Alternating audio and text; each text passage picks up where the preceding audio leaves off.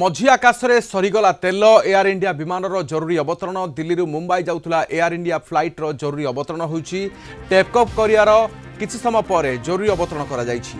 Delhi Mumbai जाऊला air India विमान AI 887 ए विमान में 335 यात्री रहिथिले समस्त यात्री को अन्य विमान में मुंबई पठा जाइछि। घटना नहीं एयर इंडिया दुख प्रकाश करुछि एपटे नोटिस करी विस्तृत रिपोर्ट मागिछि बेसामरिक विमान चलाचल मंत्रालय संपूर्ण तदंत पई DGCA को निर्देश दिया जाइछि। आशुतोष राउत दिल्ली ब्यूरो चीफ अधिक सूचना आम सहित अच्छा।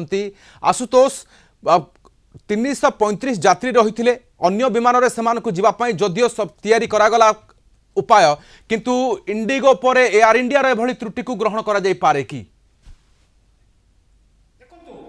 गोटे बहुत बड़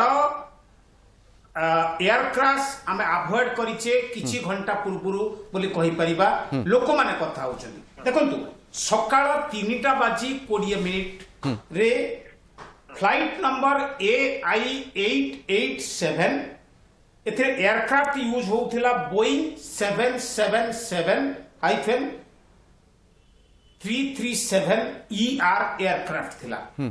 335 ऊर्ध्व यात्री थिले क्रू मेंबर थिले। हठात जेतेबेले टेकअप करि सारिला एटा दिल्ली रु मुंबई जाउथिला एटा जेतेबेले टेकअप करि सारिला क्रू मेंबर देखिले पायलट देखिले कैप्टन देखिले critical drop in engine oil pressure जेतेबेले जीरो हो जाइतिला तार अर्थ होची एटा होची गोटे सीरियस सेफ्टी कंसर्न आसीथिला विमान प्रति।